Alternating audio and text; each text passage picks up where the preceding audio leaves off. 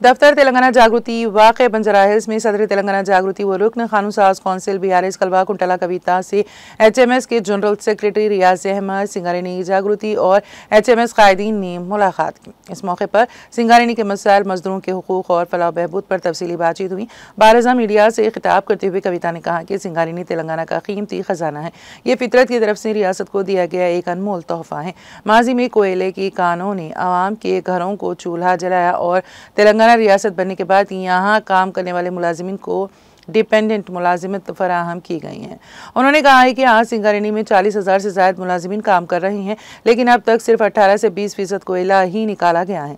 उन्होंने मुतालिबा किया है कि कांग्रेस हुकूमत ज़ेरे ज़मीन कानों को दोबारा फ़ाल बनाए, क्योंकि ओपन कास्ट माइंस से सिर्फ बड़े सरमायादारों को फ़ायदा होता है। कविता ने कहा कि सिंगारेनी मुलाजिमिन के लिए इनकम टैक्स फौरी तौर पर ख़त्म किया जाए और मोदी हुकूमत को इस पर फौरी फैसला लेना चाहिए।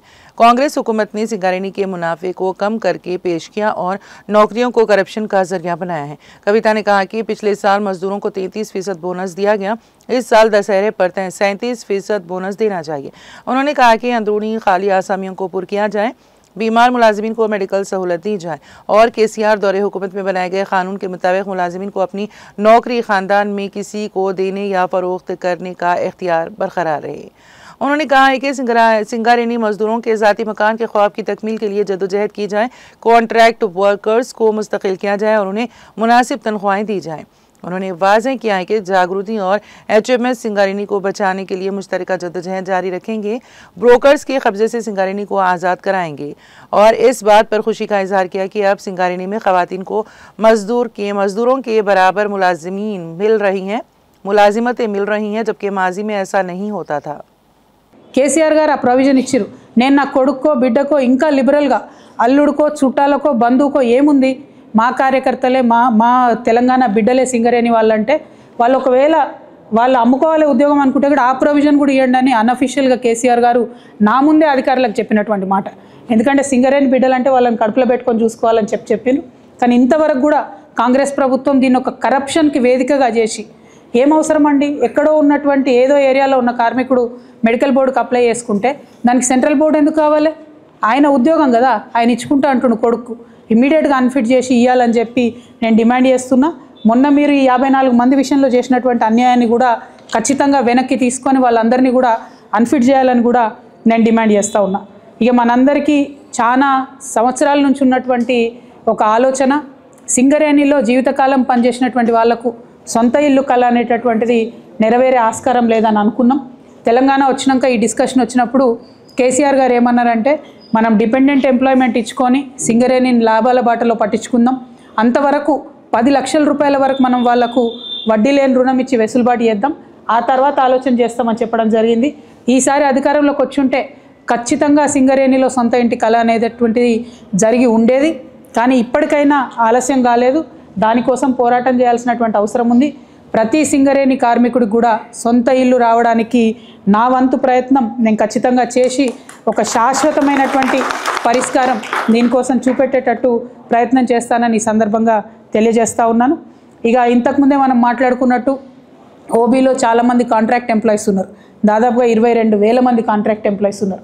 కేసీఆర్ గారు ఆనాడు కూడా మినిమం వేజెస్ ఇవ్వాలని చెప్పి జీవో ఇవ్వడం జరిగింది। మేము ఇవాళ అడిగేది ఒకటే, కాంగ్రెస్ గవర్నమెంట్ని హై పవర్ కమిటీ ఏవైతే జీతాలు డిసైడ్ చేస్తుందో ఆ జీతాలు ఇవ్వాలని చెప్పి మేము డిమాండ్ చేస్తూ ఉన్నాం।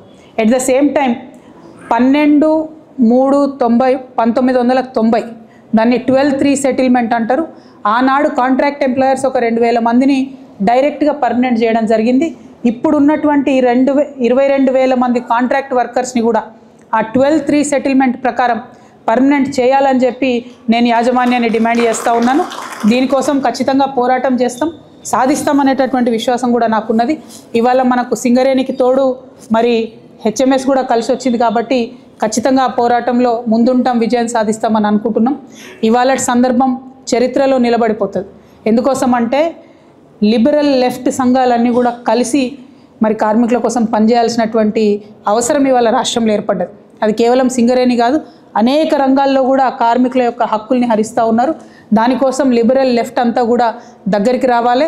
ఇవాళటి ఈ సింగరేణి జాగృతి హెచ్ఎంఎస్ యొక్క అలయన్స్ ఏదైతే ఉందో, కలయిక ఏదైతే ఉందో, ఇది ఖచ్చితంగా రేపటి నాడు అన్ని లెఫ్ట్ సంఘాలు ఒక తాటి మీదకి రావడానికి ఉపయోగపడతాయని చెప్పి నేను బలంగా నమ్ముతా ఉన్నాను.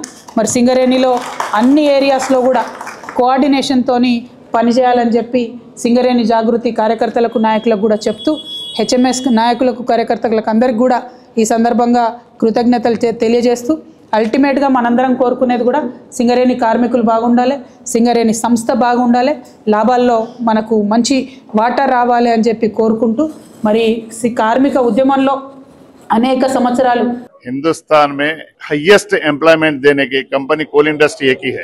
किसी में भी एम्प्लॉयमेंट दो गवर्नमेंट तनख्वाह देना पड़ेगा, मगर सिंगरेनी और कोल इंडस्ट्री में एम्प्लॉयमेंट देने से एक एम्प्लॉय गवर्नमेंट को रोज के 25,000 कमा के देता। वैसे कंपनी को प्राइवेट वालों को देने के लिए, अदानी अंबानी को देने के लिए पॉलिटिकल लीडर्स पॉलिटिकलाइज करके सिंगरेनी को सर्वनाश करने के लिए देख रहे हैं। इसके लिए कविता मैडम फाइटर है, जागृति सोशल जस्टिस के लिए काम कर रहे, वो और national trade union HMS non political trade union socialist union दोनों मिलके हम लोग सिंगरेनी को बचाएंगे, सिंगरेनी में एम्प्लॉयमेंट लाने की कोशिश करेंगे। सोशल सिक्योरिटी, जॉब सिक्योरिटी और अच्छी तनख्वाह लाने के लिए कोशिश करने के लिए हम दोनों मिलकर काम कर रहे हैं सिंगरेनी में।